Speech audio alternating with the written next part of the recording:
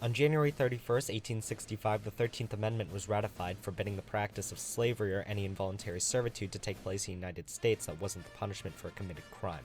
The slaves that were released by slave owners because of this amendment were known as freedmen. But did they really consider themselves free? The most common answer that you get from anybody about the meaning of freedom, or the first one that pops into my head, would be the ability to do what you want. This vague idea of freedom can be seen and defined in different ways depending on who you ask. Some may say that freedom is being the manager of their own business, being able to pick and choose when you work and when you relax, choosing how you spend your time. Some may say that money is the path to freedom, being able to buy and have whatever you want, no longer worrying about the stress of bills and debt and deadlines, and finally being able to enjoy the luxuries that only few can even dream of.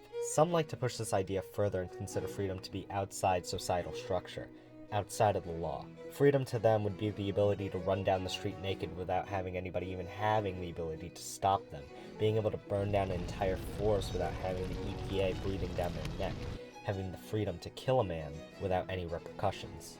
Some again push it even further by believing that freedom exists outside of our own physical body. The fact that our bodies decide when we have to eat, eventually sleep, blink, breathe are all shackles to their goals to freedom. Of course, these ideas, such as becoming a god-like being, having the ability to bend and mold the world around you, are unattainable. And so some people believe that freedom doesn't have a meaning, as it doesn't exist. Some simply see the passing of time as just an illusion because all of eternity is taking place at once. The past never vanishes away, and the future has already happened.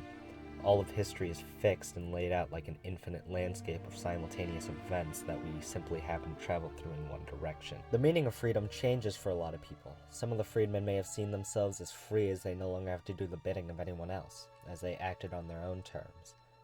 Others may have seen it as an animal being relocated from a small cage to a slightly larger one, as they don't have the same freedoms as the rest of Americans, and so are still limited by the white man's hold on civil liberties for former slaves.